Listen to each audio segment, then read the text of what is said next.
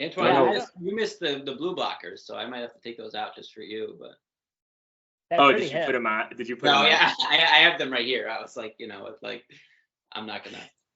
It's too early in the day for that. those glasses kind of look like you should be in like Total Recall or something. Right. Yeah. Do you wear blue light blockers at night, Antoine? I do not. I try to tend to just not look at screens as much as possible towards the end of the night. I do have a pair, but unfortunately, I don't really like putting things like on my face. But we could talk about it later on too, because I just actually started taping my mouth too while I sleep. So I don't even know if you want to get into that, Tyler, but no, I have no. Yeah, we could talk about that for sure. But thank you guys for tuning in. Welcome to the Gainz podcast. We have a special guest returning for the second time. So happy to have you here, Tyler. If you guys haven't checked it out, episode 162. If you haven't heard Tyler talk, we did kind of an introduction, pillars of having a healthy lifestyle and what kind of those pillars are. And we are going to pretty much dive deep in one of them today, right, Tyler? Yep. So awesome. Thank you for having us on. Roman and I are so happy that you were able to make time today. If you want, how about this before we get into this, just do a quick introduction just in case they missed that episode, and then we'll kind of get into what we're talking about today, buddy. Yeah, sure. So my name is Tyler Saunders. I'm a doctor of osteopathic medicine. I'm trained and board certified in internal medicine. I'm also certified through the Institute of Functional Medicine and Functional Medicine. My practice is a combination of a number of different things. But I act as a primary care. I do osteopathic manipulation, and also I try to bring in different aspects of functional medicine and lifestyle medicine into every patient that I take care of. So I see people in regards to just regular primary care things. I see people specifically to work on lifestyle things. And, from there, that pretty much can mean anything. So that's something that I've been doing. I trained in Chicago at Swedish Hospital. So I work with North Shore currently over in Andersonville. And yeah, so I think that our conversation last time was great. It's definitely like just an overview, just kind of getting into some of the stuff. And I know today, that we wanted to kind of focus in on sleep a little bit. This is kind of one thing that's, I think it's very important, and it's debatably one of the more important things that we talked about last time. And hopefully I can kind of give you a little bit more insight into the stuff we talked about last time. Yeah, I feel like the first episode, it was kind of like a teaser of what was going to be coming to the Gainz podcast. And I don't know if you've been like listening to like the recent ones. Roman and I have been kind of like teasing that you'll be back on. We're like, oh, we got a guest coming in, but we tend to like not tell them exactly what's going to go down. So it's pretty nice to try to give them that, that want for more information. So happy to have you in here, Tyler. And Roman, if you want to, do you want to say anything open before Tyler gets into it? No, I just I appreciate having you back on. It's nice to finally meet you here. I was so stoked listening to like the 2-part podcast that we put out about a month or so ago. I was like, oh man, this guy is like pretty awesome. Like I love everything that you're talking about, like in regards to like the pillars of health and whatnot. So just really excited to kind of take a deep dive into sleep. This is something that whether we like it or not, we all have to do, usually on a daily basis. So I'm really happy to jump in this topic with you. Yeah, and then also too, you're one of my inspirations to read that book. Is it called Why We Sleep by Dr. Matthew Walker? So, yep, there it is. I'm prepared, of course. Just in case if you need to gain some notes. I'm just kidding. Yeah, exactly, right? I just took it right off the shelf behind me, and you just put it in. So that's a pretty meaty bookshelf. I do respect it. Yeah. Oh yeah. No. Hopefully you get to see most of it. You can see my skeleton in the corner too. But Do you dress it up on Halloween?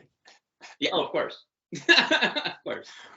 To be quite honest, I wasn't even sure if that was like one of like the Microsoft or like Skype provided backgrounds. Oh. But I was like, if that's legit, like that is pretty cool. Yeah. So it's good.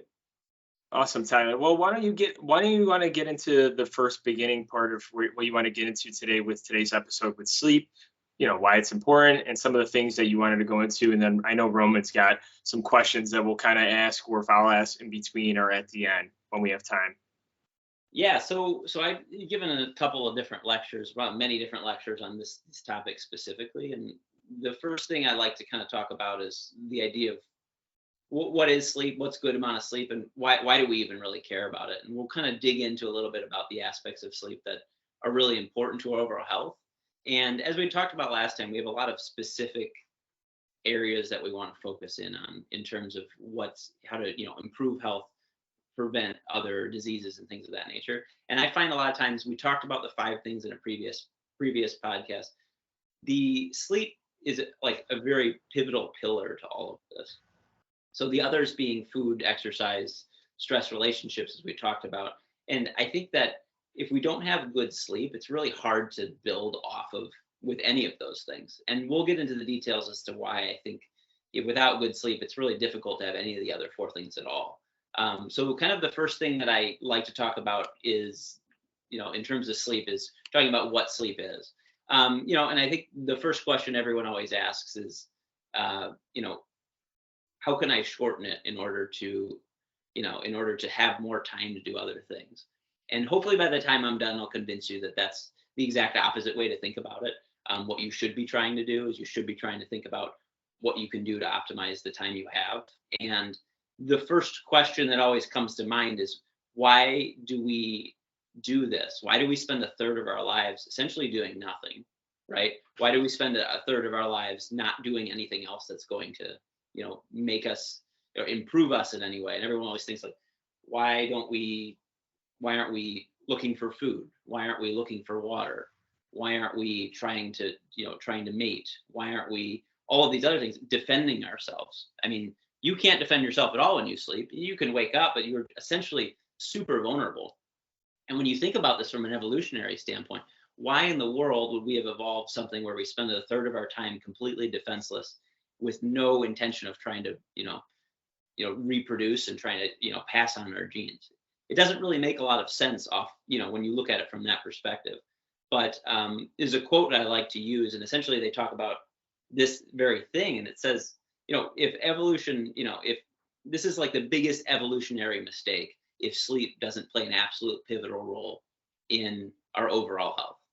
And that's something that I want you to remember, because what I like to do is I like to go through the causes of death and work our way down and say, how is sleep impacting this? And you'll find that you can essentially use sleep as a culprit for anything. And it a lot of these different situations is a problem. So the first thing we want to talk about a little bit was why are we talking about this, right? And just right off the get-go, what does sleep provide for you that nothing else can? It improves memory, improves creativity, helps you live longer, helps you look more attractive. It helps you eat better. It decreases the risk for cancer, decreases the risk for dementia. It decreases the risk for infections, flu, likely COVID. It lowers your risk for heart attacks, strokes, diabetes. It makes you feel happier, less depressed, less anxious. Right? And now that's just like the tip of the iceberg. And like, if you could pill that up and sell it, we wouldn't be doing this podcast. We'd be sitting on the beach right now. So like that type of thing, like that's great. But at the same time, you have to commit a certain amount of time in order to do it. And I think that's one of the questions that comes up most frequently, and we could start with is, what is an adequate amount of time to sleep?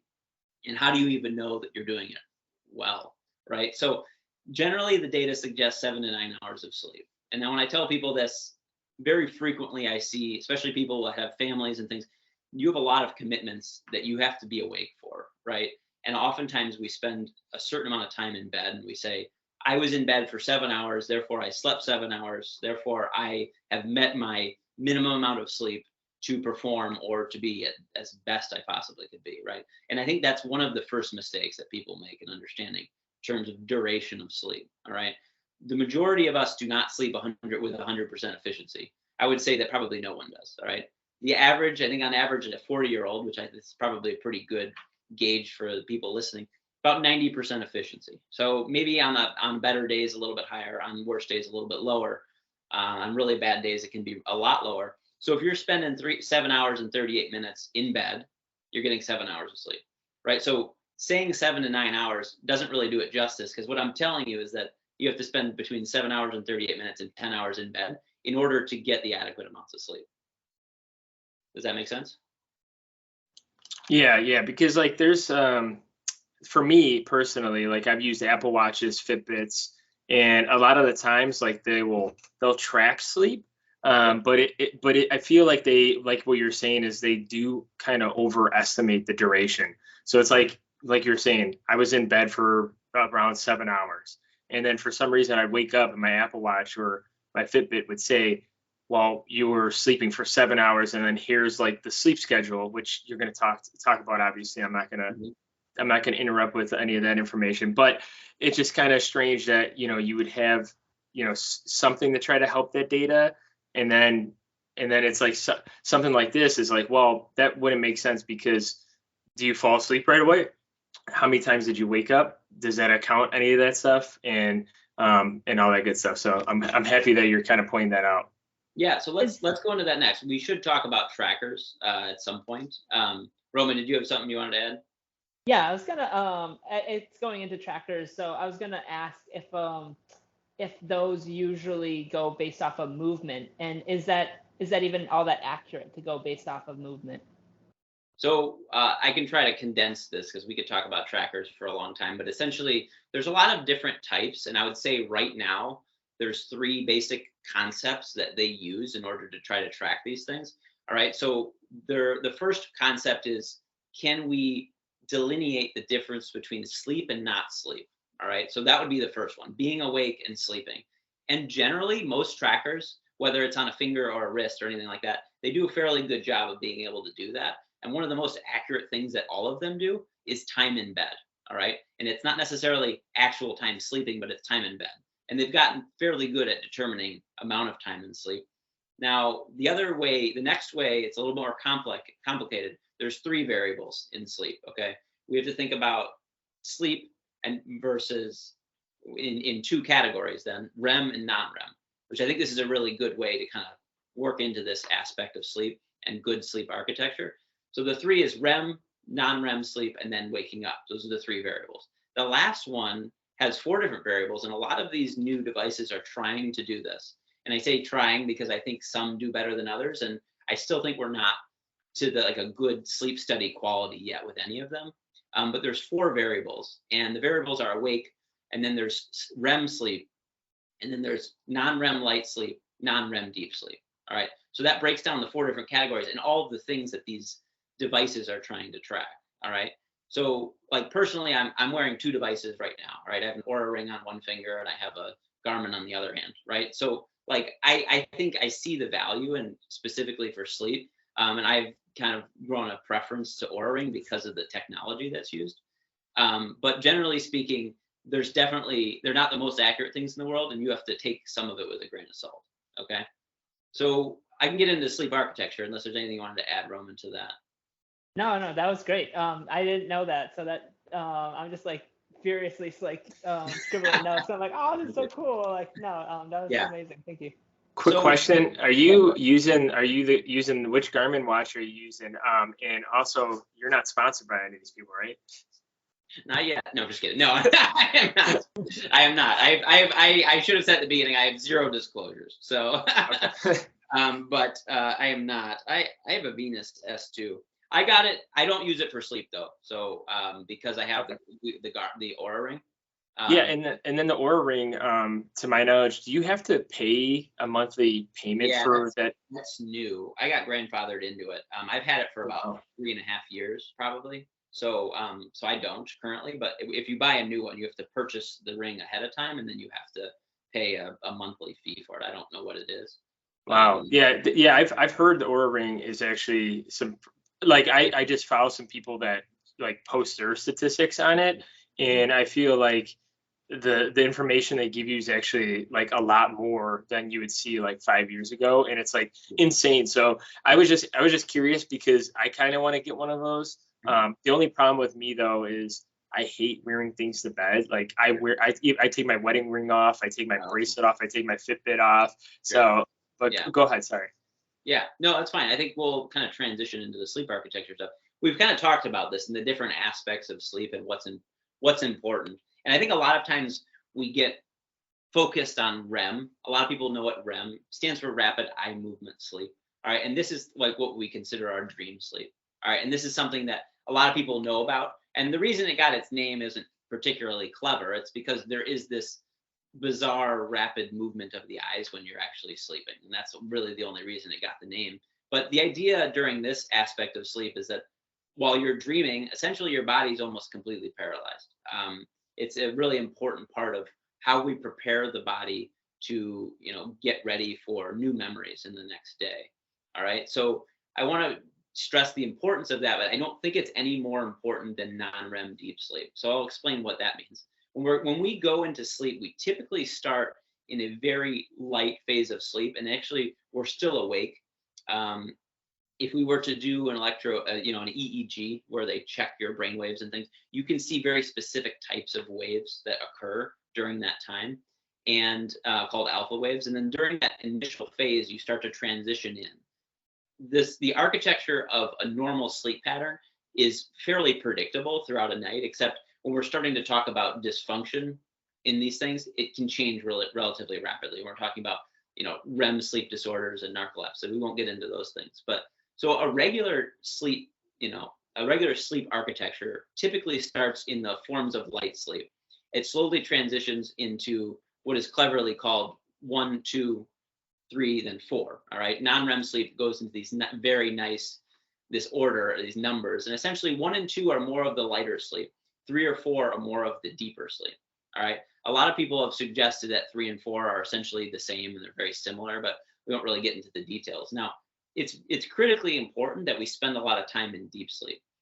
We know that from a lot of the data, if we're short on deep sleep, it can have significant detrimental effects to the overall body. Now, they've done a bunch of really horrible experiments on mice that are no longer allowed to do because they're just sleep depriving any animal is essentially morally not a great thing to do. We have a lot of this data. If you were to cut out deep sleep versus cutting out REM sleep, it has a profound impact on the overall lifespan of the animal, to the point where you would actually shorten the life even more by cutting out deep versus REM, right? So, and it's really important to understand the differences between these two, because when you're looking at your data on your tracker, whether it's, now that they're all trying to do this 4 variable model, we think about, how much deep non-REM and how much REM am I getting and how much am I cutting off? So when a normal day goes on, you go through this pattern where you go 1, 2, 3, 4, REM, 1, and you go through that over and over again. And those cycles occur about 90-minute intervals. All right. So you may have seen people saying, if you're going to nap for 90 minutes. We'll get into napping at some point because everyone always has questions about that. But these regular cycles are important to understand, because if you disrupt this, you essentially will have to restart, right? And as you notice, the non-REM deep and REM sleep seem to be towards the end of them. And we're getting a lot more value from a sleep, more so in those than we are other things. So another important thing to note about non-REM deep versus REM is that in the first half of the night, we have a tendency to spend a lot more in the deep sleep. In the second half of the night, we have a tendency to spend a lot more in the REM sleep. All right. So this is important for 2 reasons. One is if you're sleeping a standard 8 hours and you decide for whatever reason you have to wake up early or you have to go to sleep very late. Let's say you go to sleep really late. You normally go to sleep at 10. Now you're cutting off 75% of your sleep. You go to sleep, 2 hours later, go to sleep at midnight, wake up at the same time. You're waking up at 6. You're getting 6 hours of sleep. And intuitively you'd say, well, I cut off 75% of my sleep. But the contrary is you're actually cut off 50% of your deep and, none of your REM.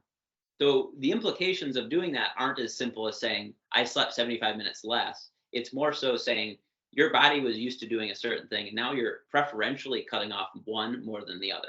And this goes the exact same thing. If you have to go to sleep, let's say you go to sleep at 10 normally and wake up at 6, and you have to wake up at 4, now you're talking about cutting REM sleep out. And that has a completely different effect on the body overall. And we're talking about a 50% cut. And I think a lot of people understand about sleep is that a lot of times you wake up out of a dream. And that's something that's very common, because typically after you're in the REM, you go through a phase where you wake up before you go back into the first phase of non-REM sleep. So waking up is actually a normal part of that. The majority of the time we don't notice it, but we've all woke up in the morning and felt like you were wide awake right after a dream. That's what's happening. You've just gone through a complete sleep cycle, and now your body's saying, oh, we're awake now. And if it's early enough and the other sleep drivers are in place, you're ready to go. So do you guys have any specific questions about the stages of sleep? I don't want to spend too much time on it because it gets a little bit boring, and if anyone falls asleep, they probably needed it. But I think that, ultimately it's good to understand that if you're going to sacrifice any amount of sleep, understanding what exactly you're doing, because at different times you're going to be sacrificing different things. Yeah, Roman, you want to go into it? No additional questions. That was awesome. Thank you for that context. Sure. Yeah. I mean, more or less, like, I don't know if you're going to get to this or whatnot. The questions I would have is then what are you missing out when it comes to REM versus deep? And then, if for some reason you did have to wake up 2 hours early or you had to go to bed 2 hours later, then what's the better solution? Do you want to continue just on that same sleep pattern that you did the next day? But I think you're probably going to go talk about this, but I just had those couple questions. If someone were listening, maybe they want a little bit more information on. Yeah, application is the most important part of this whole thing. So, by the time I'm done scaring people into sleep, I think that we should figure out ways to improve it as much as we can. Sometimes you don't have a choice. Life is what it is. Your child wakes you up, you have to have flight and these types of things. So when it comes to having to have shifts in time, I spent a lot of time talking about this, and I gave a lecture on this last week, and I'm going to next week, is what do people do when they're, when they have to work at odd hours and things of that nature? And generally speaking, I keep it real simple, is that you want to keep your sleep pattern as the same every time. You want to wake up, go to sleep at the same time all the time. So if you're in a situation where, let's use the example you used, Antoine, where we're waking up 2 hours early, and then the next day, the question is, what then do you do? Do you try to take a nap to make up for it? Do you try to go to sleep early to make up for that lost sleep? And that's one that this might be a little contradictory to think about. The better thing to do would be, if you normally go to sleep at 10 and wake up at 6 and you wake up at 4, is to then try to go to sleep at 10 again and wake up at 6. Not as much to try to, because what happens is if you go to sleep earlier and you wake up at the same time, or you go to sleep at the same time and you sleep in, which we all do on the weekends very regularly, we put ourselves into what we call a social jet lag. All right, which we talk about regular jet lag and we know what that does to us. Social jet lag is what I would say 90+% of people do. They go to work, they wake up at 6 a.m. all week. And then on the weekend, they stay out till 1, they stay out till midnight, they stay up late, and then they wake up at 8 or 9. And you would argue, hey, well, I'm still getting the 7 to 9 hours of sleep that you said, but now come waking up at 6 a.m. on Monday morning again, you feel like you got hit by a truck. And you're like, every night I slept for 8 hours. Why am I feeling this bad? And that's experiencing jet lag in more of a social context, as well as, in terms of like not actually flying. And that's what you're doing. You're disrupting it to the point. We're very rhythmic creatures, and we have to kind of stick to that plan. So I would say trying to be as consistent as possible.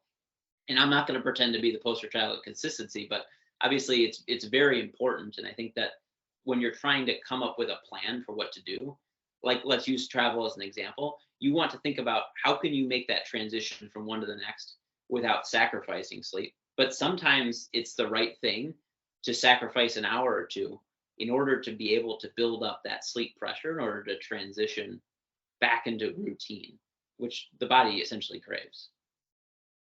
Yeah, I like life is about like a series of trade-offs too. So like we make trade-offs. Like if you want to go see your buddies, like grab a couple of drinks, like do whatever you do, like on a Friday night. I've always subscribed to this like rule of 2 is kind of like the way I've thought about it. I'm curious to know if there's like if I'm doing anything that makes sense to like what we understand from like a good sleep hygiene perspective. So the rule of 2 is, let's say I go out on a Friday night, I would then try and like get back to my routine Saturday night and also Sunday night to feel like normal or normal-ish by Monday morning. Is there any type of like, am I doing that because like I've like I'm intuiting this natural process that the body undergoes, or is that like potentially just like a unique thing to like myself as like as a sleeper? So very frequently, and because in college I was an NCAA athlete, and one of the questions is how important is the sleep the night before, right?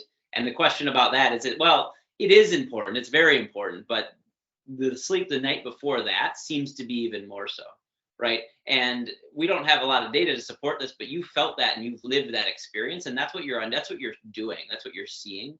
You're finding that we can have a sleep deprived night and not be affected the next day in the same way you would be affected the day after. Therefore, taking 2 days in order to rebalance that, you're going to kind of get to a point where you're not having the same effect 3 days down the line because you've made that effort. So what you're doing to me sounds correct in that you need to do anything you possibly can to get back on the schedule as soon as possible. And to expect a day or two for that to improve, I think is reasonable. Like when we talk about jet lag, for example, the rule of thumb is that for every hour, it's going to take a day to adjust to that.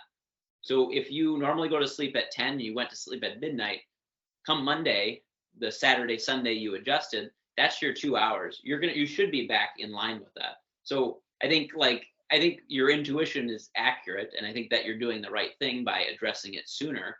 How much science is there to support that? There probably is. I'm not very familiar with that delay because I don't really know what the application of that would be. But I think using that jet lag model, an hour a day, is probably pretty reasonable to think about it. That's kind of wild to me.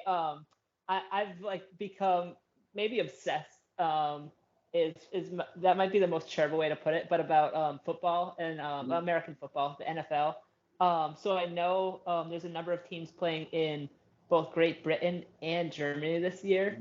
So Yeah. I would suspect that like the trainers that work for the different organizations that are going to those different countries, like they think about this, but the practical application of that is effectively that the teams that are going to Great Britain are going to Germany, they're going to be feeling those ill effects. And I would suspect that what comes from that too is a higher incidence rate of injuries too during that time frame. So that must be something that teams like weigh those kind of things. Have you heard of those types of conversations in like a professional sports Yeah. So perspective? a good example of this is in F1. I don't know if you guys are super familiar with it. They have to travel, I think it's like 12 or 13 time zones throughout their season, right? So, because I think they're in like, I don't know, there's 17 races, 13 different countries or something like that. They're traveling like a lot, right? So, and you can imagine, I mean, we're going to talk about accidents, and we're going to talk about how accidents is like the number 3 cause of death in the US, and sleep is probably the number 1 cause of it. So imagine driving a car averaging about 135 miles an hour that goes up to about 260 miles an hour, and you're sleep deprived, right? It's not, it's critically important. And these groups, I mean, the F1, they're trying to train their athletes in such a way that they're prepared for these changes, and they can only do so much, so like they do as much as they possibly can, but there's only so much turnover, right? And sleeping in a hotel in a different country for 3 weeks isn't necessarily always the right option. But that's a great application of it because it definitely is a problem. And then the extension of the injury thing, I mean, this is when you restore, this is when you rebuild, this is when your muscles regroup. Like there's absolutely a relationship between sleep deprivation and increased risk for injury. So, I mean, I would hope that a lot of the American football teams are focusing in on like, what can we do in order to, prevent those injuries? Yeah, that's pretty interesting. Love it. So I'm gonna hop into where did I want to go next? I wanted to talk about sleep drivers next. Probably be the next big thing to talk about. Okay, so Yeah. There's three big sleep drivers that we have to think about when we're talking about trying to optimize our sleep or just trying to get adequate amounts of sleep. All right, so number 1 is, we'll start with melatonin because melatonin is obviously a very big topic, something that we talk about pretty regularly, something that a lot of people are interested in. A lot of people supplement with it. Melatonin is a really big driver for sleep, and in a predictable fashion, typically, it will rise in the evening, peak around the time of falling asleep, and then it will be at its lowest when you first wake up. And that's generally, what we typically look at. And there's a lot of things that affect it. And I know we had talked a little bit off camera about this too. Light plays a really big role in what melatonin does and how it affects your sleep overall. So much to the point of, we can regulate our melatonin cycle by being outside, by being exposed to light. At the same time, we can also regulate it in a negative way by being exposed to bright lights, blue lights, etc., towards the end of the day.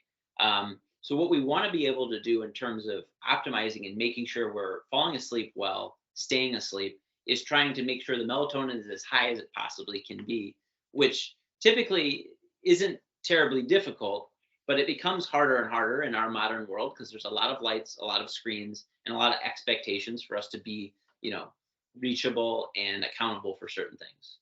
Having to be on the phone, having to be on computers later at night. So generally the recommendation is bright light early in the morning.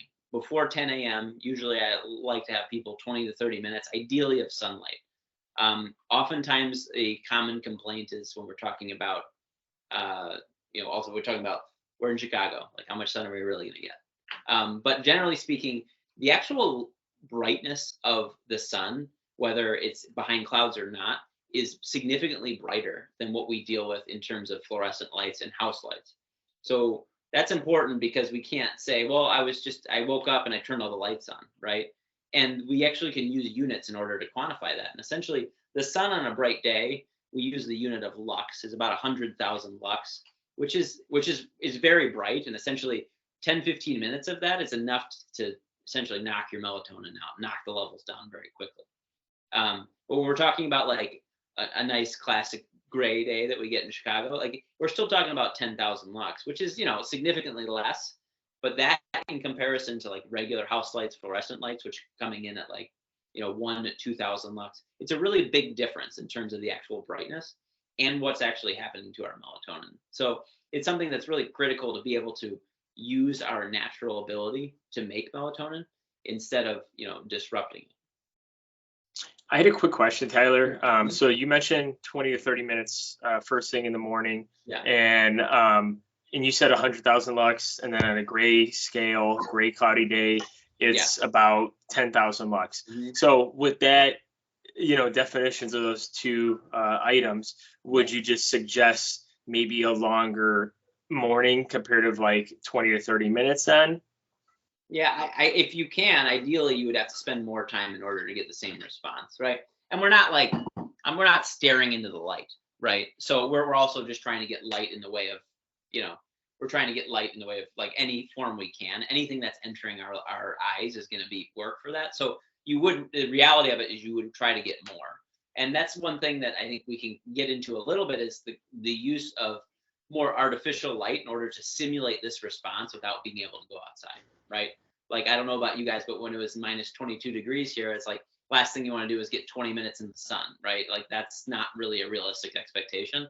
And we don't get the same response through a window that we do actually being outside, right? Yeah, I guess you could speak for yourself because I do go on walks still like every morning when it's negative 20 here with my German Shepherd over here. So that's the only difference. But I know like what you're saying though, like most of the time, like most of the population in the Midwest or cold climates, they wouldn't want to do that every day.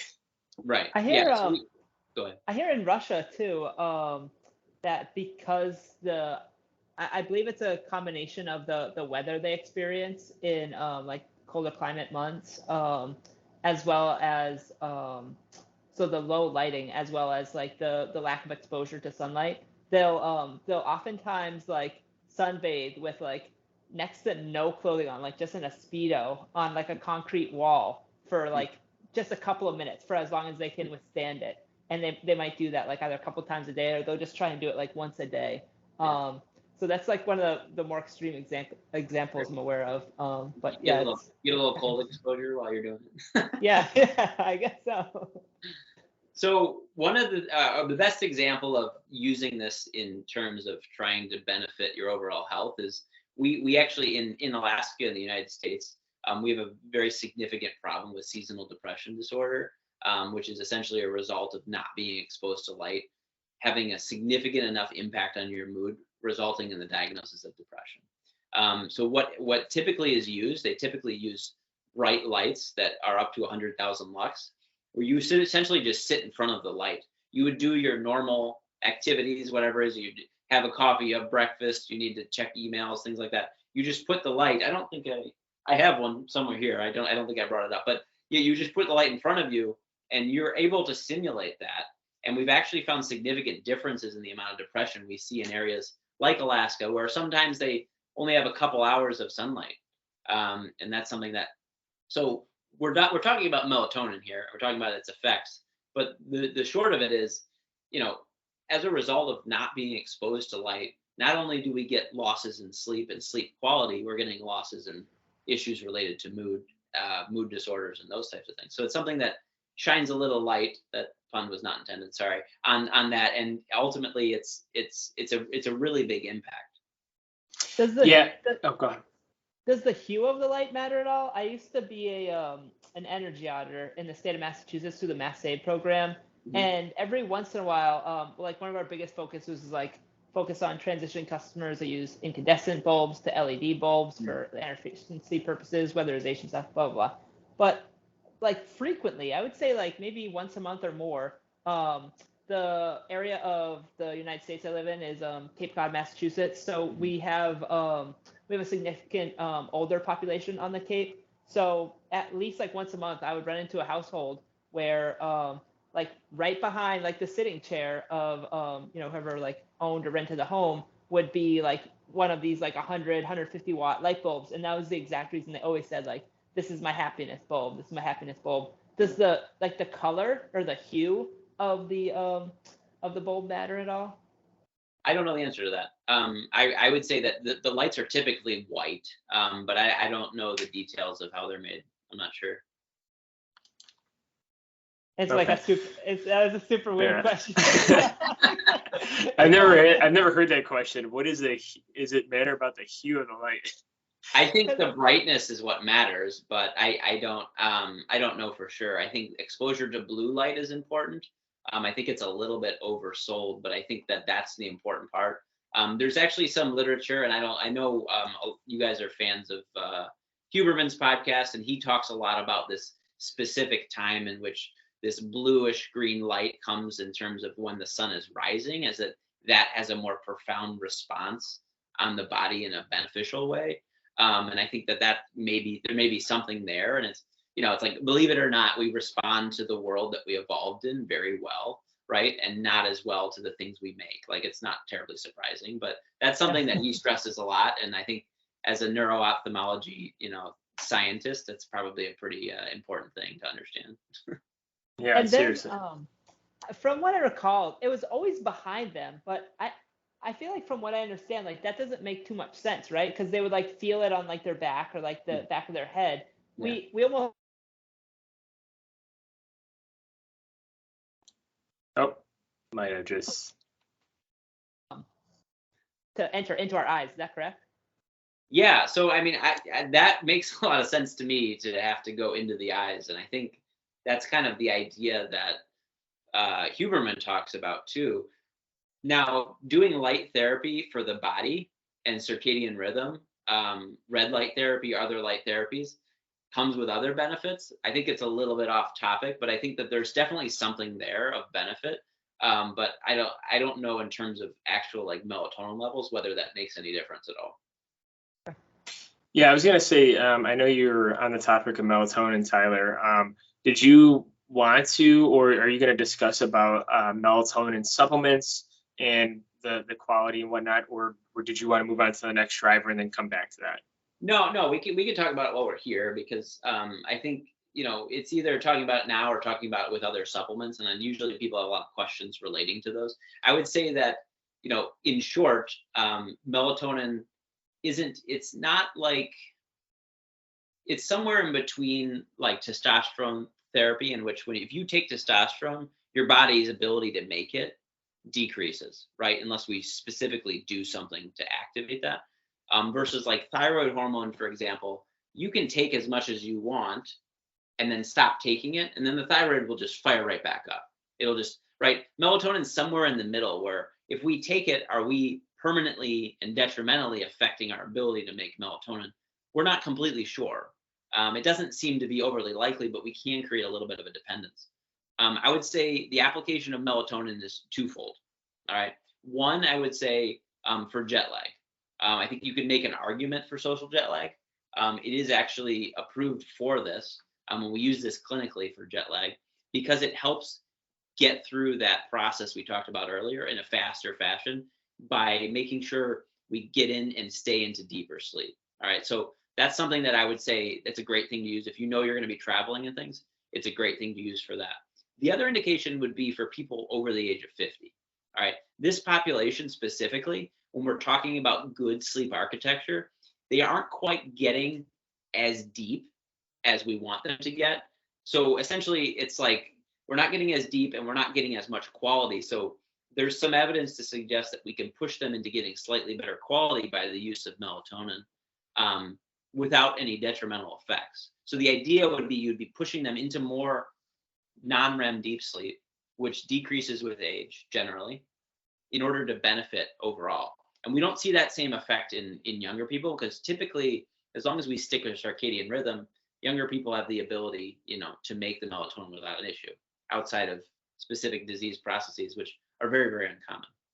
So that would be my two applications for melatonin. The most common application we see for melatonin is people wanting to use it for helping them sleep. And they say, well, I can't sleep without some form of a sleep aid. And I would caution you to do this for a couple of reasons. One would be it's really hard to get adequately and appropriately dosed supplements over the counter. Generally speaking, I would recommend if we're going to use melatonin, starting at a dose about 300 micrograms. All right. And that is, when we're talking about micrograms, we're not, there's a big difference between, if you go to the store now, you're going to find 5 to 10 milligrams. We're talking about 5,000, 10,000 micrograms in comparison. It's a really big change. Frequently, people who dose it way too high. And as a result of it, they either find A, it doesn't work, or B, it makes it worse, right? More is not better when it comes to melatonin. So, and the biggest issue I have with melatonin, on top of the fact that we don't really have great evidence to say regular use is appropriate, we also don't even know what's in it. They've done very specific studies. I mentioned this on the last podcast. Some of them, they did a meta-analysis, well, it's not really a meta-analysis, but a comprehensive analysis of over-the-counter melatonin products, and found that there's somewhere between like 85%, I think, to like 400% of what they said was on the bottle in the actual product. And not only was there variability from brand to brand, there was variability from batch to batch. So now when we're talking about being precise, and I think that's something that your audience finds to be very important. When we're talking about fitness, we're talking about food, we're talking about how can we be precise in order to optimize our life. Taking a melatonin supplement that says 5 milligrams may not be 5 milligrams. And then as a result, you may get a different response from this bottle versus a different bottle of the same exact company, which ends up creating a lot of other potential problems, right? So I don't think melatonin is the go-to in terms of I need to sleep, this is how I do it. But some people have created a dependence on it. And that's something that's of concern too, because we want to be able to use the body's ability to go work through melatonin. And I've had to deal with patients who essentially require melatonin to sleep, or at least they think, and we have to go through specific steps, processes in order to kind of work through that and kind of get to that. So that's kind of the, in a nutshell, melatonin. I think there's probably a lot of questions that stem from that, but I don't necessarily think it's a go-to to help with sleep unless there's a very specific indication. Yeah. There's definitely a lot more you could probably even get into with that, especially with like, how do we, effectively raise melatonin throughout the day or lower it, and what people do to inhibit it before they go to bed as well. So. Sure. Yep. Right. And that's, blue light. I know, Roman, you want to talk about this a little bit. The blue light's effect on melatonin is great, to the point of if you were to look at an iPad for about an hour before going to sleep, your melatonin spike is going to occur 3 to 4 hours later than it would normally. And not only is it just in that moment. It's also 2 to 3 days later. So there's this blast radius that occurs from one night of use of blue light results in detriments in melatonin secretion and pattern for 2 to 3 days later, right? So oftentimes we're like, well, I don't look at my phone all the time when I go to bed. But the reality is, if based on that study, if you looked at it 2 to 3 times a week, it is affecting you every night, not just the night you looked at it. So what I want to ask you this question. You may not know, but what is the time zone we're talking about with that? Like, is it like 30 minutes before bed, an hour, 2 hours? I just want like a rough estimate. Obviously, I don't know even if there's studies on that timing yet. Yeah. So this study that I'm referencing is an hour before bed. Okay. So, and that's a general recommendation. Use 1 hour before. Okay. And that's probably a good recommendation then. So it's like, say if like maybe one step closer to a better night's sleep is at least 1 hour, correct? Mm-hmm. Okay. I just want to make sure, because I feel like, if you say no blue light at night, and then like during the wintertime in Chicago, it gets dark at 5 p.m. and you're like, oh crap, I can't look at my phone the rest of the night. I'm going to bed at 10. I don't know what the hell I'm doing. I got nothing for the rest of the day. I mean, and Roman mentioned this earlier, we would like to be perfect. And if to be perfect, we would just throw our phones out. But like, in order to kind of get through this, like the sooner the better, right? And it's not necessarily always because of the blue light as much as it is because of the stimulatory effect of the content you're reading, right? Which includes social media, includes emails, includes, whatever videos, all these things. So like that is debatably even more important than the blue light itself. I had one more quick question. I'm sorry to ask you another question about this. I know we have a lot more to go over. So like something popular, because like, obviously I told you I share my books that I've been reading lately and whatnot, is my wife has a Kindle Paperwhite, and they're making technologies where like the Kindles have like, the amount of lights or blue lights or whatever the heck, they have like an adjustment on like Kindle Paperwhites. Mm-hmm. Now, is that something that effectively, if you can use that, like say if you don't want to look at your phone, watch TV before bed, but like let's just say for the whole hour you read with your Kindle Paperwhite and you kind of took the blue light out of there and it's not so harmful to the eyes. Do you think technology is at the standpoint where like someone could do that? Let's just say like, someone likes to read their Kindle and they want to do that, but they don't want to affect their sleep. Yeah, and it's not studied, so it makes it hard to answer the question. But I think it's better. I mean, I think there isn't a lot of blue light radiating from those things, and I think that all of this is on a spectrum, from devices to even TVs. TVs are considered better than devices in terms of blue light and those types of things. I don't recommend having a TV in the room or watching TV at all, but like that's one of those things that like you could try to protect yourself as much as you can. But I think a Kindle Light's definitely a much better option.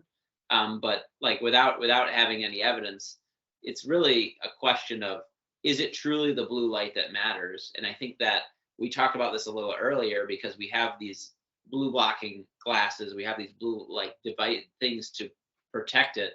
They have a night shift on the computer. There's a website called Flux that you can use on your computer that shifts everything. And I do recommend using that. But is it truly the shift away from blue light that's making the world of difference or not?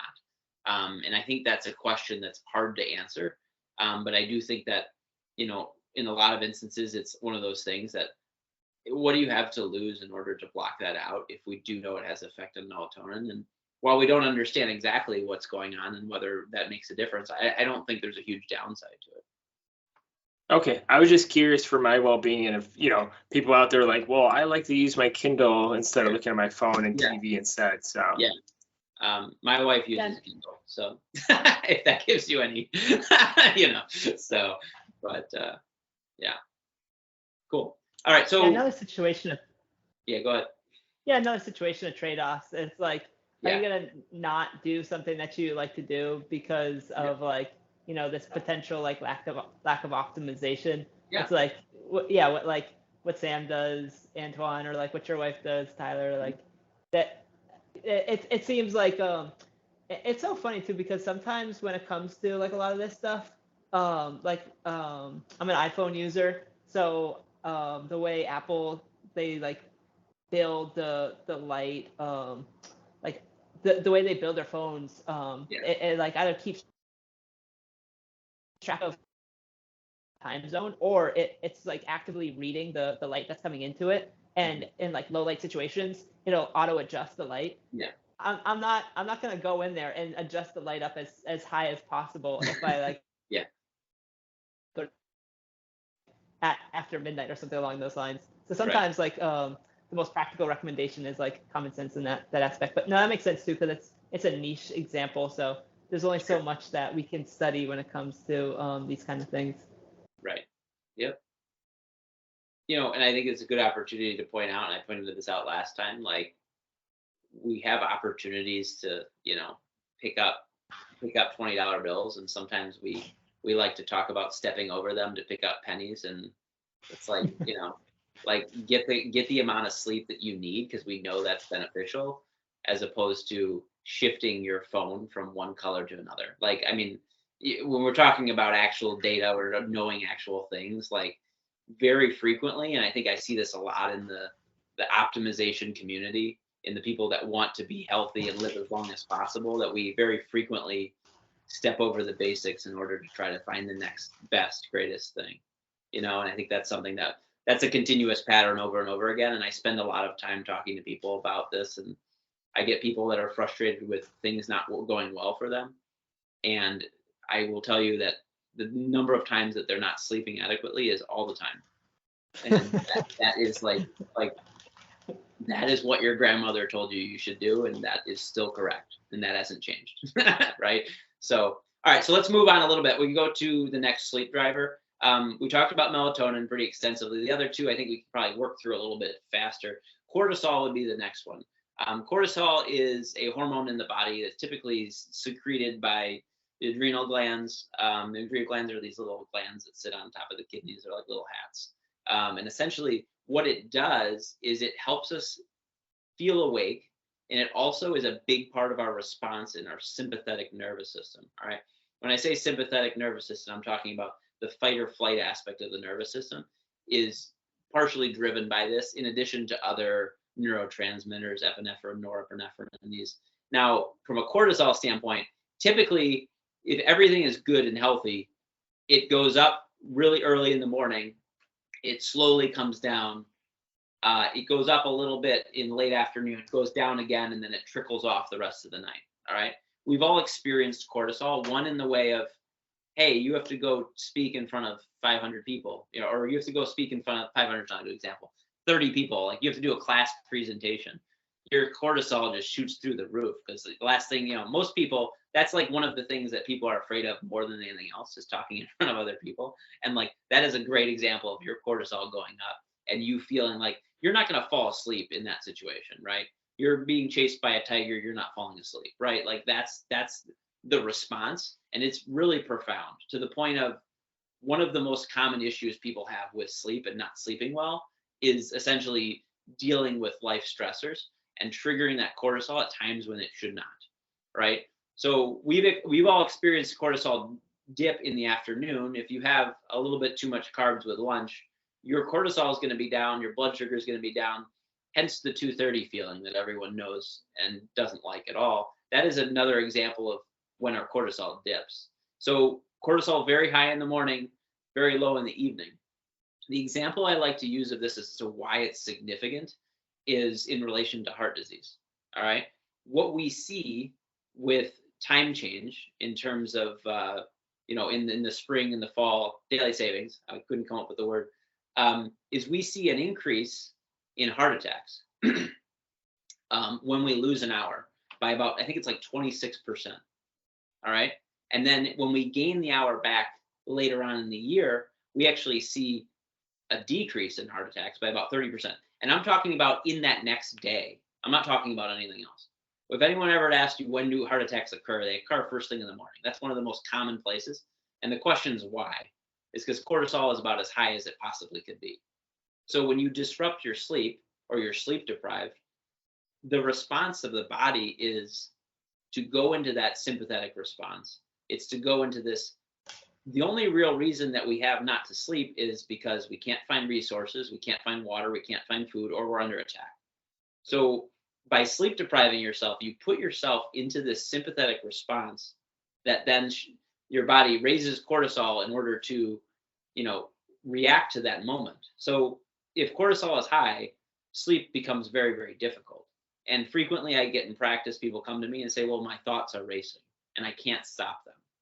And one, you're not going to be able to stop them. That's not something that people are able to do unless maybe you're a yogi and you've meditated for 10,000 hours, but like you're not able to really do that. Two, it's cortisol being elevated, and you have to figure out ways and develop ways to get your body out of that fight or flight panic mode into the rest and digest. We need to, kind of relax and calm everything down. So from a cortisol standpoint, very, very critical for sleep. And I think one of the things that not frequently thought about, but feeling anxious and anxiety are probably two diagnoses that I've had to use more than I've used ever in my career over the last couple of years, result of just all of the, social chaos as a result of COVID and isolation and all these other things. And so it's a really important piece to making sure it's low when you go to sleep and making sure it's high when you wake up. All right. So any thoughts on that? I'm gonna move to the last one. Oh, that makes sense. No, definitely good. Adenosine is the last one, and this is the one that most people don't even know about, don't even really think about. I commented on this a little bit last time. Most of the time I give these lectures, everyone's like, what's adenosine? Right? And we've all manipulated it. Like we all do it all the time, right? We use caffeine, right? And caffeine blocks the effect of adenosine. And the question is, what is adenosine doing? And when you think about sleep drivers, adenosine is a great example because we all know what a really big sleep drive is. You've had the moment where you slept very poorly, or for the medical professionals, you weren't allowed to sleep for 24 hours. That feeling of being able to fall asleep at any one moment, that's the drive. That's the adenosine. So what we do is we use caffeine to knock down that effect, right? And as a result of that, we don't feel the same drive. And the way it works essentially is caffeine binds to receptors that adenosine would, so you're not getting the same effect. But what happens is the adenosine will continue to rise as you're awake. So once the caffeine wears off, you are even more tired than you were before because it didn't pause it at all. It continues to rise. So that's something that's really important because the majority of people, I would say that's a very easy statement to make, drink some form of caffeine. And caffeine is most likely in your system when you go to sleep, regardless of when you drink it. So it's going to have an effect on sleep, and it has an effect on the overall sleep architecture. So what we want to be able to do is we want to have the highest adenosine possible, right? So when you are short slept, like we talked earlier, you're 2 hours short of sleep. The instinct is, well, I woke up at 4, and now it's 4:30 and I'm dying. Like I want to take a nap. The instinct says, well, if I take a nap, it'll feel really good. So you take a nap, let's say you do an hour and a half because you listened to this and I told you to take hour and a half naps. And then you're like, oh, I feel great now. And now it's 10 o'clock when you normally go to sleep and you cannot. And it's very frustrating because you're like, I was exhausted all day and now I can't sleep. It's almost like you have this high pressure system and you slowly release some of the pressure out of it. And then you lose that high pressure and then you can't fall asleep anymore, right? So the idea would be you want to build up the pressure as much as possible and keep it there so that when you do fall asleep, your sleep latency is on the shorter end, right? Sleep latency is just the duration from when you're awake to when you fall asleep. Is this an accurate statement I've heard when it comes to like adenosine and like caffeine consumption, that when we consume caffeine, essentially what we're doing is like the caffeine molecule is like starting to bind to these adenosine receptors, but the reason why like these processes with adenosine is so like self-defeating, from what I understand, is the brain creates like more of these adenosine receptors.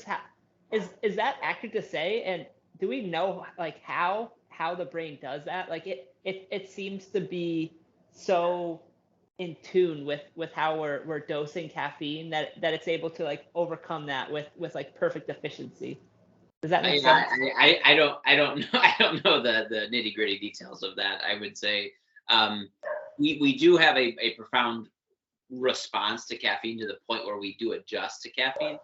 Whether that's due to the breakdown of the caffeine or it's due to the adenosine receptors, I don't know the details of that. It was like a super niche question. I was like, I'd have to like send that to like Dr. Huberman or something like that. No, I would say like, well, I mean, write it down and send it to me. We could take a look in to see, but I'm not completely sure how exactly that works.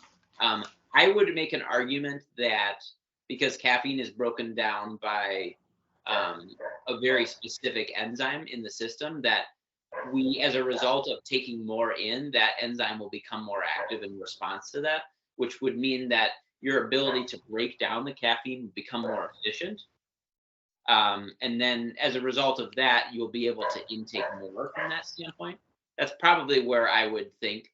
So you may have heard of CYP1A2, and that's the enzyme that breaks down caffeine, because some people have a very active form and some people don't. And that's the difference between somebody who has an espresso and is bouncing off the walls and someone has a 4-shot of Dunkin' and they're fine, right? Like, and they're like, I don't even notice this, right? That's the difference. Awesome. And then over time with caffeine, could someone be bouncing off the walls of 1 shot of espresso and then eventually take that 4th shot of espresso, like during the, a period of time, and then be that person where it's like 4 shots of espresso doesn't do anything for me anymore? Potentially. I don't know for sure. I would say that a lot of the times the people that are taking in very, very high amounts of caffeine, like in order of like 300 to 400 micrograms, we're talking about people that are very high metabolizers. I don't think other people would be able to even get to that point because generally speaking, feeling that hyperactive is usually not ideal. And we go past that line of improved productivity into like this area where it's just not helpful, So I would say possibly, but I don't know for sure. Yeah, and also too, I would just like to point out, I did one of the 23andMe, saliva tests, like maybe 5 years ago, and I probably should have listened to it back then, because it says like for someone like me, like caffeine, I'm very high sensitive and I don't need it as much to caffeine, and I should have listened to it like 5 years ago, because I remember when we used to go back in the office, I would pound like 3-4 cups of coffee and it would not do anything. Like I would get back home and then I'd be like, well, man, I got to go work out, so I'm going to hit some pre-workout. And then nowadays, like I couldn't tell you like when's the last time I had more than 2 cups of coffee in a day. Yeah. And I could tell because by the time I wake up, like you're saying, like cortisol is really high, like I'm ready to go. Like I'm always, most of the time, just ready to go in the morning. Yeah. What you're describing isn't as much the enzyme as much as that's what chronic sleep deprivation looks like, right? When you have to require large amounts of caffeine in order to function, or you have large amounts of caffeine that doesn't affect the adenosine is high enough that you are essentially you can't overcome it, right? Yeah. And that's one of the biggest concerns I have with caffeine, is it's the ultimate masquerader of chronic sleep deprivation, right? It's when you're in this situation where you require it in order to even function, or you take a lot of it in and it still doesn't do anything, and it's hard to differentiate people doing that versus like having an enzyme that is hyperactive, right? But at the same time, like if caffeine isn't doing it or you require it, we're at a point where the sleep deprivation, the adenosine's high, that even after 7-8 hours of sleep, it's still high enough that you're feeling a lot of that, and that may be a result of poor quality or maybe a result of poor duration of sleep. But that's something that we see very frequently. And that's, it's hard to know what situation everyone's in, but I think I always like to point that out from a caffeine perspective, because it is a great way to cover up chronic sleep deprivation, which is a huge problem clinically. It's a huge problem for overall health. Yeah, thanks for clearing that up. Yeah, I was just trying to bring light to like that caffeine situation. I know that was your the last driver within the conversation, and Tyler, Yeah. thank you again. Did you want to go over some closing thoughts before Roman gets into some of his questions and we can get into some other topics? Yeah, that's fine. I mean, in terms of like what we've covered thus far, and we've kind of gone on plenty of tangents, is essentially the importance of the duration of sleep is important. The importance of different types of sleep and why that aspect's important. REM versus non-REM deep sleep and the effectiveness of those. And then the big sleep drivers, and those are ultimately the things that are pushing us to sleep. I think, moving forward, and as we kind of get through some questions, we should talk a little bit more about application in terms of how we're using this to benefit us. But aside from that, I mean, one of the things that I want to make sure that I stress is, and I went through that list early on, and we can go on this for a while, is that sleep deprivation is implicated in pretty much every major cause of death. And if we're not getting adequate amounts of sleep, it is completely worthwhile in order to investigate and figure out why. Because if we don't do that, we're kind of working our way through, a more difficult life. And I think that we could talk about each and every aspect of those. But in terms of, time, let's kind of focus in on some of the specific questions and let's talk a little bit more how we can apply some of these things in order to improve day-to-day health through sleep specifically. Yeah, you've done a phenomenal job of covering, like, I would say like 90+% of the questions I had. And the other things were, I think we touched upon them in other ways. I find that like in the discourse that occurs either like through social media or that like I overhear, or even just like through like chatting with some like close friends, it'll usually be a situation where it's a series of conditionals. So it's like either or, like what's better? Do I like focus on like stress management, or do I focus on like getting better sleep? Where it's like, well, they both kind of interplay with one another. So when it comes to that, when you have somebody that has a situation of they're experiencing sleep deprivation or something along those lines, what are like the list, or what are the practical recommendations you tend to give? Like in the fitness space, we always hear like make your bedroom or where you sleep like a cave. So they'll say like, between 68 degrees Fahrenheit to 72 degrees Fahrenheit. Like what type of practical recommendations do you usually provide to people? Yeah, and I think like the first part of the question, when I frame health, we think about sleep. I think about sleep as being this like, almost like imagine it like a base underneath it, and you have the four other pillars on top, and then the hat on top of that is like exogenous molecules, supplements, medications, those types of things. Like that's how I think of the structure of it. Without good sleep, it's hard to create some of those balances, right? So number one, and the first and foremost and the most important thing that I've already stressed on this already, is consistency.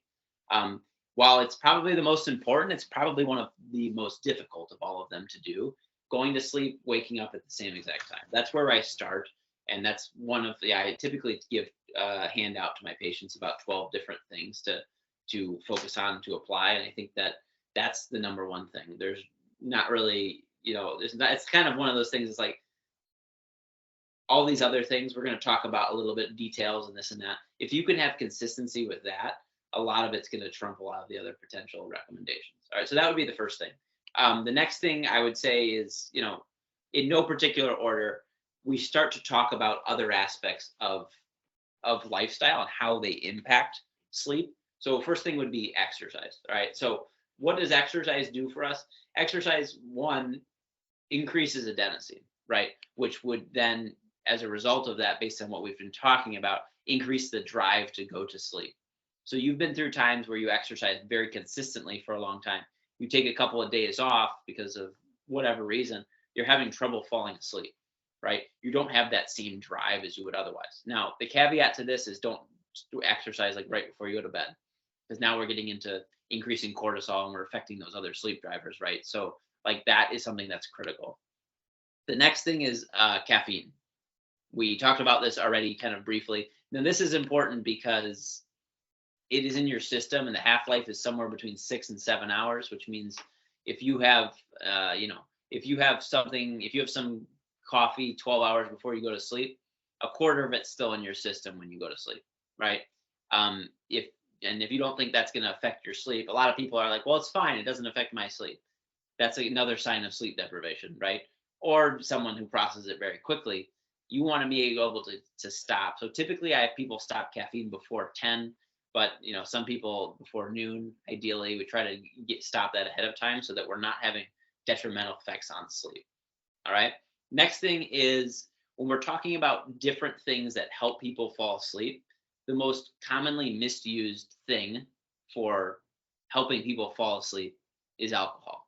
All right. Everyone's heard of a nightcap, and everyone says, well, I'll just have a little bit of this before I go to sleep, and it helps me fall asleep. And they're not lying to you. You do get that impression it helps you fall asleep, but we're not going into sleep at this point. We're going into sedation. All right.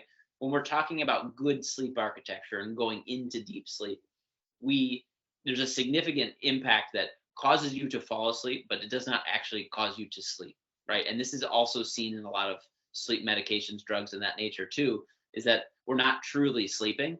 And as a result of it, caffeine is probably the number one most detrimental thing that you can consume before going to bed, all right? Because it directly impacts the amount of REM sleep that you get. And oftentimes you can experience this by, if you have too much to drink, you go to sleep, you wake up some point in the middle of the night, you're really, really hot, which we'll talk about temperature in a second. Temperature goes up. You are dehydrated because caffeine is a diuretic.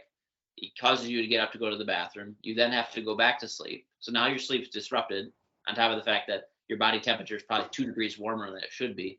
And then we extrapolate that out further, your REM sleep is compromised.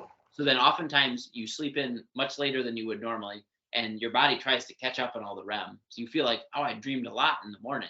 And you get this false impression that, 1, you slept well, 2, you fell asleep easily, 3, you didn't get as much REM as you would otherwise. And as a result of that, as you talked about, Roman, the next 2 days, it's not the same. Your energy is not the same. And that's the result of just one night of sleep, Now, this is a trade-off. We talked about this earlier. I think one of the best things for me that the Aura Ring has done for me is to teach me that it is very profound on how it impacts your sleep in a negative way. Outside of you just feeling it, you can see it. Heart rate goes up. Heart rate variability goes down. Body temperature goes up. Sleep score goes down. Like a lot of different things in that nature. So we could probably talk about that for a while, but that's something that is very important to understand. And the last piece with alcohol would be disruptions in sleep. And I know, Roman, you have a couple questions about that, and we'll talk about that in a minute. Let me just get through the rest of these. Large meal before dinner, I recommend against it. 2 to 3 hours before dinner, ideally. I have a lot of trouble doing this in my life because it's just the reality of the amount that I work and doing that. So do your best in that regard. But usually that's a problem as a result of reflux. If you have a lot of acid reflux, eating really late at night, specifically large meals, can be detrimental to sleep because it will actually almost wake you up and break up the sleep-wake cycles. All right. Avoiding medications, specifically medications that affect sleep. That's a whole list in itself. The common ones obviously are caffeine and alcohol, but there are a number of other things as well that go into that. Trying to not to take naps. I am completely fair. It's completely fair game if you want to take naps and you have zero issues falling asleep at night. If you have any issues falling asleep, you have insomnia, naps are off the table. We don't want anything to disrupt the adenosine. All right, we want to make sure that we are falling asleep and we are sleeping in bed. That's really critical. One of the first kind of biggest things in cognitive behavioral therapy for insomnia is training the body to sleep in bed, because that's what the bed is for. All right, the bed is for sleep and intimacy only and nothing else. It's not for sitting there wondering why you can't fall asleep. All right, you don't go to the dinner table and wait to get hungry. You shouldn't go to the bed and wait to fall asleep. All right, you should sleep. You should go there and sleep when you're tired. All right, creating a nighttime routine. That is, I think, one of the things it's relatively easy to do, and it's something you can do with a partner. It's something you can do with family, and it's really important. And it's something that some form of a wind down. I think a lot of people, especially younger people, it's like social media or video games and then go to bed. And they're like, well, why can't I fall asleep? I was like, well, you just play video games for 2 hours. Like, you're all jacked up, right? It's like, it's really hard to be able to fall asleep. And I hear that all the time. I heard it earlier today. So as an example, and it's like, well, it's compromising your sleep. And when you're 20 years old, you don't really notice, right? And then every year after 30, you're like, all right, I'm starting to feel this, like it makes a big difference. Taking a hot bath or shower before going to bed. That's a really big one I like to share with people because it helps with temperature regulation. So Roman, you brought out the temperature. You talked about temperature earlier. Typically 65 to 68 degrees is where the studies are. That's cold. A lot of times people get really cold in that. What does taking a hot bath do? A lot of times it's counterintuitive. You're like, well, why would warming my body up help me, go to sleep? But actually what happens is you get dilation of blood vessels peripherally, specifically hands, feet, out on the skin, which makes it then easier for the body to release heat out and lower the overall body temperature.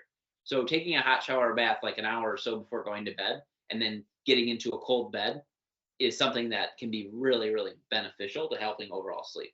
I think in a perfect world, if you could take a nice sauna, do a cold plunge and go to a cold bed, it would probably be pretty nice, but not everyone has access to that. So, but that's something that ideally would be ideal. So next would be, we talked about sun exposure. I'm not going to get into that too much. Early morning sun exposure, not a lot of sun exposure or light exposure in the evening. And then, I already talked about the last one. My last one, I went through my 12 things. My last one was don't lie awake in bed. You need to be able to do it. And I think that's, the last big one is no phone, no clock. You're not allowed to have a clock in the bedroom. Knowing the time is not helpful to you at all. Come up with a method in which you can set an alarm without a clock. Waking up and seeing, it's 2:30. Oh, it's 2:40. Oh, it's 3 o'clock is a miserable existence, and it doesn't help you sleep in any way. All right. So nor do you need to see the light while you're at night. Like you said before, the room should be as dark as possible. I'm glad you said that because every year more and more my phone is so far from me. And then, obviously a lot of people don't have alarm clocks these days. But I remember when I was a child, we had alarm clocks and it'd be the worst thing ever. And I'm glad that I'm old enough to understand that now because I would never want to live with a clock in my room. And also I put my phone literally the farthest part away from me from my, to my bed. And then lastly, I'm in a blessed standpoint in my life, which I think you're talking about routinely, where I don't have to set an alarm clock because my work situation is a little bit different from other people, but I don't have to set my alarm clock. But also to what Tyler was saying earlier, I tend to wake up pretty much the same time every day. And that's because I've consistently had a sleep schedule for such a long time where my body just knows hey, I'm awake. Hey, it's 6 to 6:30. You're awake.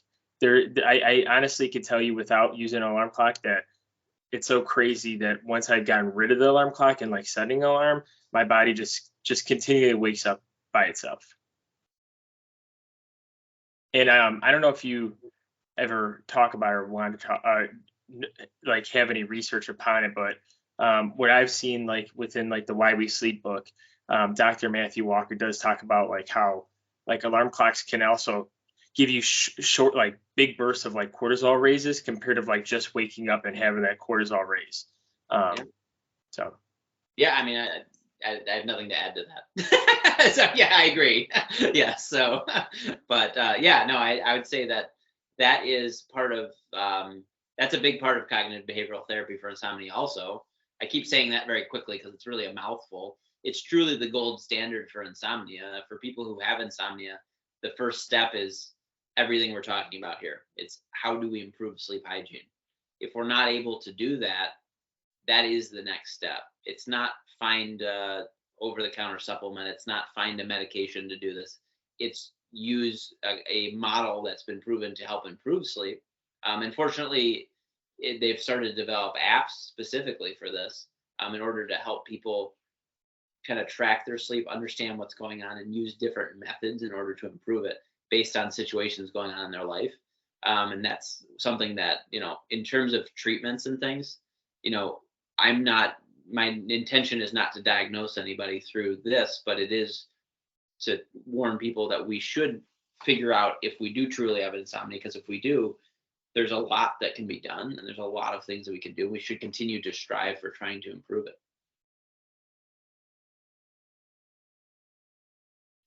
Roman, did you want to go into another question, or did you want me to ask anything? No, well said. No, I think you did a phenomenal job. You covered, yeah, as I mentioned earlier. I feel like you covered like 90%, and the other stuff, it seems like you covered in other ways. So yeah. No, I don't think I have any questions at this time.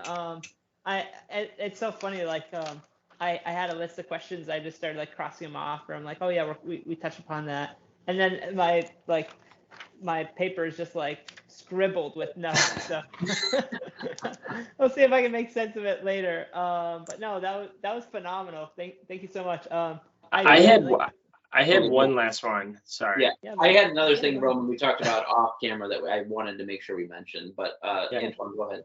I was gonna say, I know we talked about before we hit record, but like how I mentioned earlier about taping my mouth shut. Personally, I do it because I'm trying to break this bad habit of mine. And Tyler, please critique or say something. Obviously, you're more of the expert, but mouth breathing has been pretty much like a bad habit of mine for such a long time. And I know, like, when I wake up, I tend to have my mouth open, and I'm just trying to figure out best ways to try to close that habit and try to just breathe efficiently through my nose, right? And it has gotten better over the years. And recently I've been taping my mouth shut with like kind of like sports tape. There is like a product called like hostage tape. I haven't used that specifically, but I'm using like an off-brand on Amazon. Are you able to talk about that or kind of give some sense, especially when it comes to like sleeping and like breathing, the aspect of it?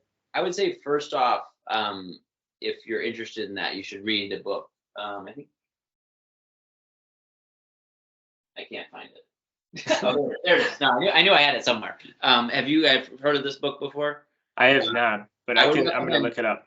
Looking into this. And James Nestor, he's actually he's a journalist that wrote the book. But the reason I bring that up is because they talk about mouth taping there, and they talk about breathing and how important breath is to overall health. Yeah. The nose is designed to breathe through. The mouth is not. Okay. So when we breathe through the mouth, we're breathing in. One, we don't really have the same ability to catch particles and things in the air. Two, we don't have the same ability to humidify and warm the air up.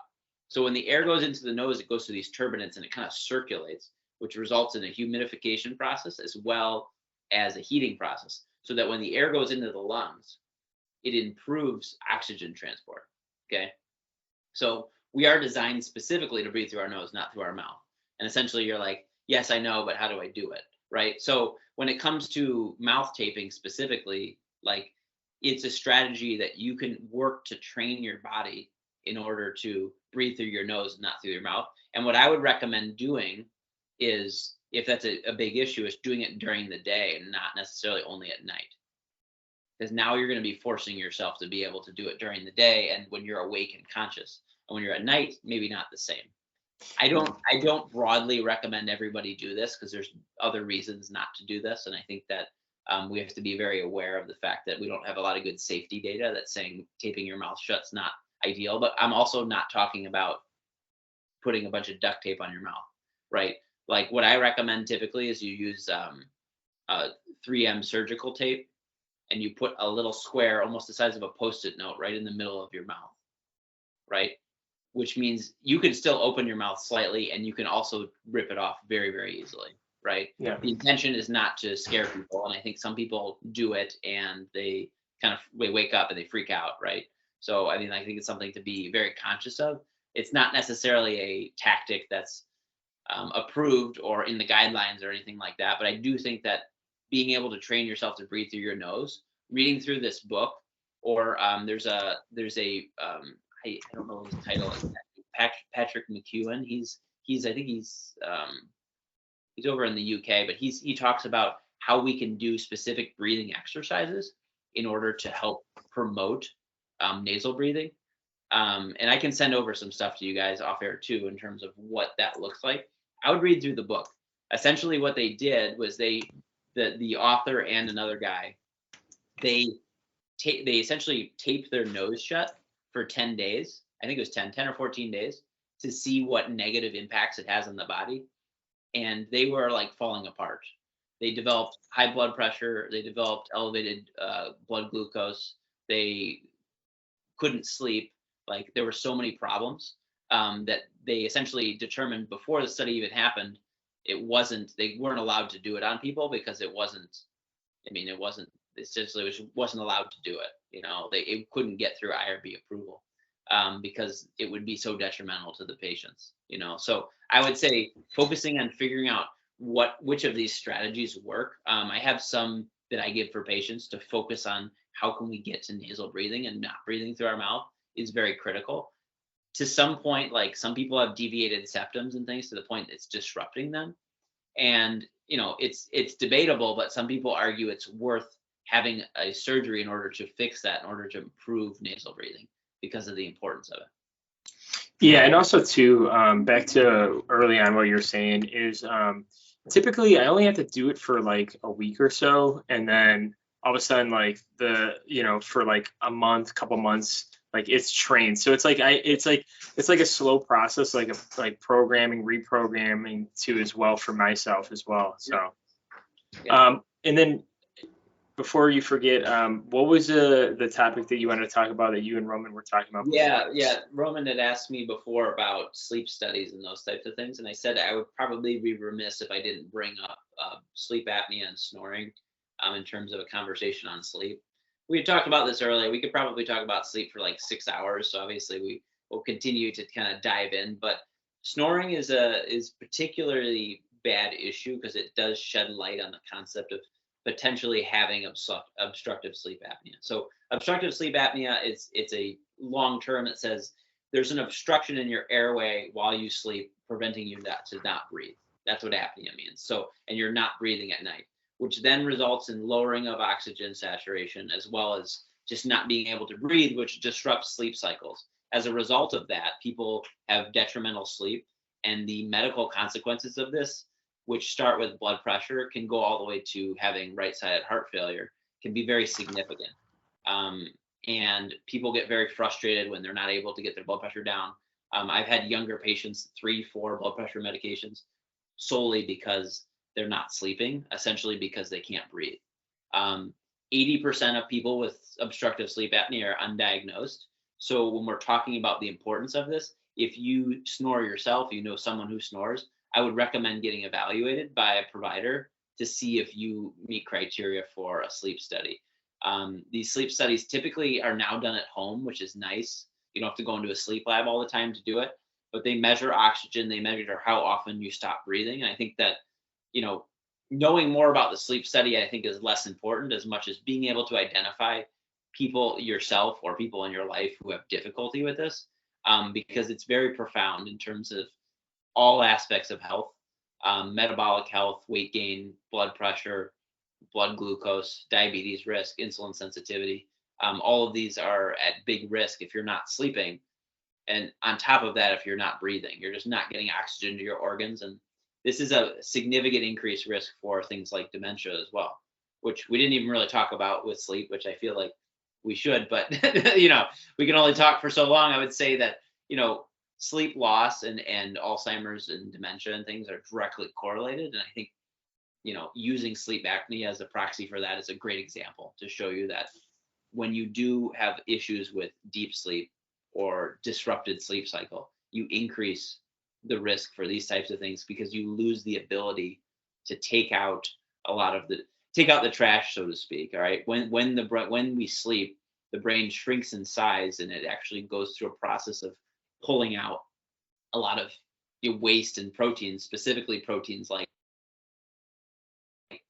tau and amyloid, which are commonly implicated in Alzheimer's disease. So like we're talking about that, sleep apnea is a great example of that. And I think that if there's one thing that I could do, or someone could listen to this and be like, I snore a lot and I'm always tired, like if you could be treated for sleep apnea with a CPAP or a guard or Now they have one where they like surgically implant something in your throat. Like that would be of significant benefit to your health overall.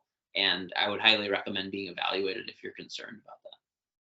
Yeah, you're right. I feel like we could sit here and talk like 6 hours on, because like that's like a whole another subject that we can get into for like the nitty gritty. And there's so much more out there on sleep. And this is a very important topic, especially with our community that are trying to be, the best they could be, optimized to the best performance, and have a great healthy life. Is there anything, Tyler, you wanted to add before we close this out, or Roman, you have any questions or anything you guys want to close it out with? Yeah, I wanted to ask chiefly about, does air quality index or air quality ever come into the conversation in regards to sleep, like good high quality sleep hygiene? I didn't know what AQI meant until we started having wildfires. So, so I don't know. Okay. I don't know.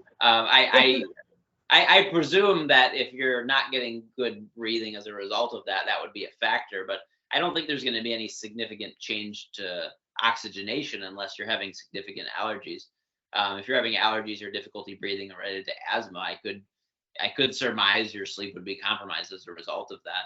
I don't know of any research that's used air quality to determine sleep. I would say if there is something like that, I'm sure it was done in China, because they've had these issues for a lot longer than we have.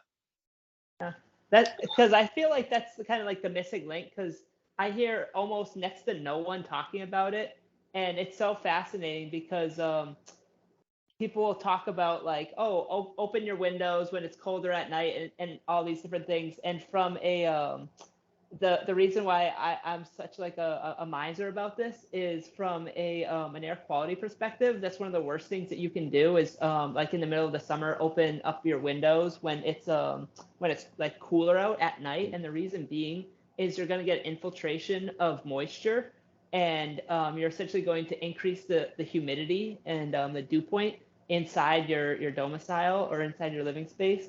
And then what follows that typically is increased growth rate of mold, and that will dramatically decrease your air quality. And people have developed allergies to mold by increased exposure to mold. And just anecdotally, my brother, he's a plumber, so he works in people's basements a lot, and people are atrocious at dehumidification. So we find that mold's growth rates are at their lowest or are non-existent at below 50% humidity. So if I could make any recommendation to our listeners, it's use a dehumidifier and get a humidistat and record the humidity and keep it below 50%. And that should assist as much as possible in increasing the air quality in your home.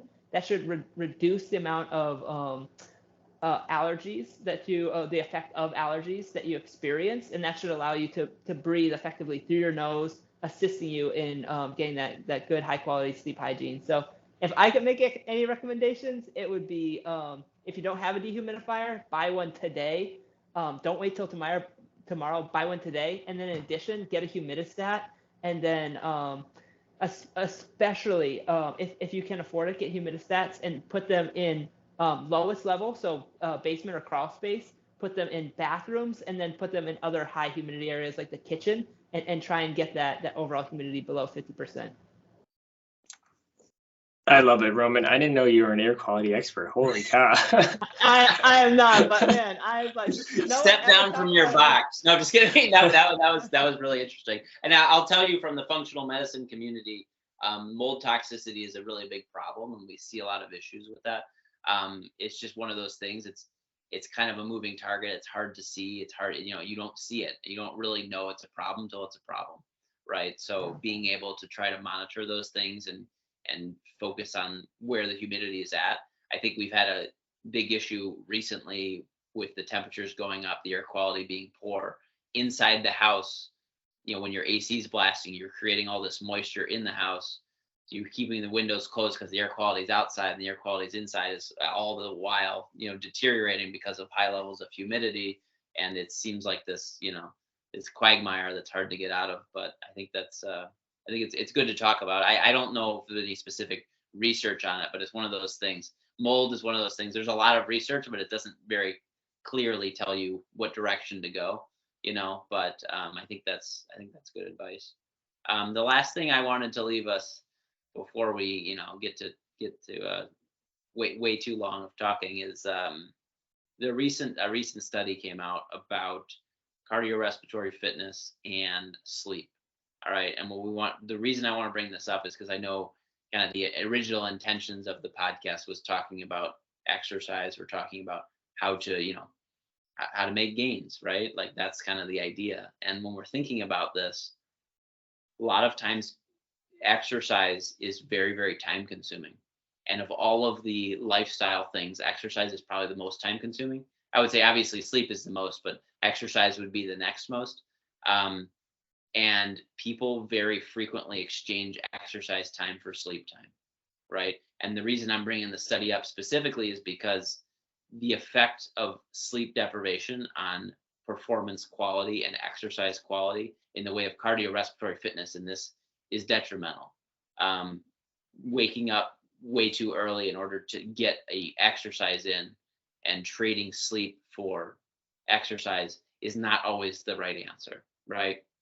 I think sometimes people say, well, then I'm not going to exercise. And I think you have to create a balance there. There's a trade here, but if you're always depriving yourself of sleep for exercise, you're trading, very quality exercise for sleep. And I would argue that you would be better off sleeping more and exercising half as much at a higher quality than the other way around, just because you feel like you have to maybe hit certain numbers and those types of things. So I think that you have to be very conscious of what you're doing from a sleep perspective and not, I think this community and the people we're talking to don't have any issue committing time to exercise. But I want just to be aware that we don't want to trade sleep, right? We don't want to trade sleep for this. We want to make sure we're getting that in because it will make the exercise better. It will improve the gains. It will improve and decrease the risk for injury and make sure that we are, moving forward as opposed to, everybody I think listening to this has been at the point where you've plateaued and it's super frustrating, and I think that that's kind of a part of what happens sometimes when you're exercising for a long time, but making sure that you're recovering and making sure you're taking the rest you need to is critical in terms of optimal performance. And that becomes more and more important the older you get.